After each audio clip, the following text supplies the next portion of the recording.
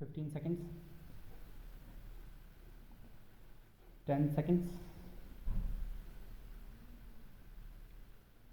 5 seconds. The ministry has taken care to foster regional languages. For that purpose, it has spent certain amounts, but with that meager amount, they cannot expect to develop all the regional languages which are recognized in our constitution. Then there are certain languages which are not recognized but which are rich. Some amount should be spent for their development also. The Sahitya Academy is a national academy of letters. It has to work for all the Indian languages. In addition, they have to do work in Tibetan and other foreign languages. I find from the report of the ministry that the total budget for the Sahitya Academy is round about rupees 20 lakhs only, and out of that 80% or something like that is spent on establishment. Then what remains for the development of the languages or to take up projects for the development of the regional languages. Therefore, I would urge upon the minister to take a special note of it if he is really desirous that the regional languages should be developed, and give assistance and encouragement to voluntary organizations, and more particularly to the Sahitya Academy. The National Book Trust was constituted in 1976 and it was reconstituted again in 1980, but since 1980 it has not been constituted and it has not been functioning. Then how can we expect that this ministry will deliver the goods so far as national books are concerned? That also should be taken into consideration and prompt action should be taken. There is a certain formula laid down in the report for the export and import of books. There are the amount has been mentioned, nothing has been mentioned about the quality or the nature of the book which can be imported or exported. There is no institution or committee to supervise it. It is left to the Commerce Ministry, and the Commerce Ministry does it in a commercial way, but everybody knows that books imported in a commercial way cannot serve the cause of education and enrich knowledge.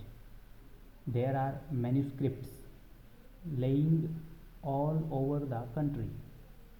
There is a saying in respect of Greek that what has been published in a language is only 1/10 of what exists. So far as Sanskrit and other regional languages are concerned, what has been published is only of the manuscripts lying all over the country. So far as education is concerned, we are entering a new phase. Our Prime Minister has declared the new education program, which has been accepted by the nation and is being implemented in various spheres. I would request the minister here to devise ways and means for involvement of the teachers and students in the speedy implementation of this program. Let me say that on education depends not only our future but even our survival. I do not think we have realized this obvious truth, but sometimes even an obvious truth has to be repeated.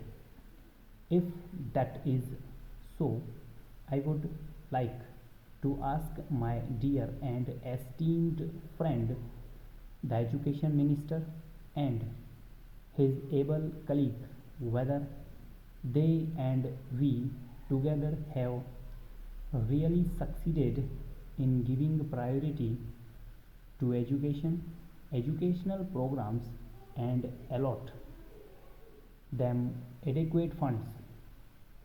Of course, for education, the funds will always be inadequate.